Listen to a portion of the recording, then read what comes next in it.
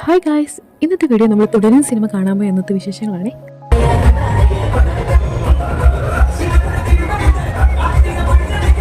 Cinema കഴിഞ്ഞിറങ്ങിയപ്പോഴത്തേക്കും സമയം ഒന്നായിട്ടുണ്ടായിരുന്നേ. പാതിരാത്രി എന്ത് കഴിക്കാന്ന് ആലോചിച്ചപ്പോൾ എല്ലാവരും ഒരേ സ്വരത്തിൽ പറഞ്ഞു, ലെറ്റ്സ് ഗോ ടു വിഴിഞ്ഞം.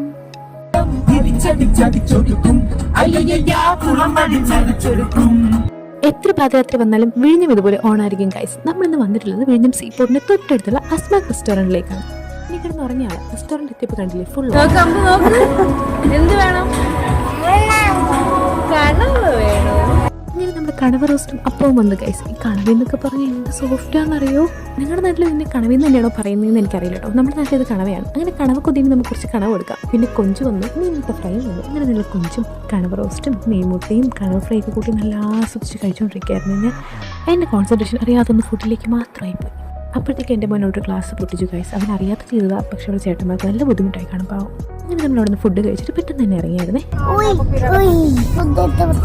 എത്ര ഇഷ്ടപ്പെട്ടു? എന്തോ ഏറ്റവും ഇഷ്ടപ്പെട്ടു? അങ്ങനെ 2:15 ആയപ്പോഴത്തേക്കും നമ്മൾ ഫുഡ് കഴിച്ച് ഇറങ്ങിയിട്ടുണ്ടായിരുന്നേ ഗൈസ്. പിന്നെ ഒരു 3 മണിയൊക്കെ ആയപ്പോഴത്തേക്കും നമ്മൾ വീട് എത്തി.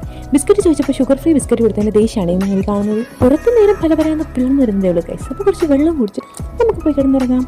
അപ്പോൾ ഗുഡ് നൈറ്റ്.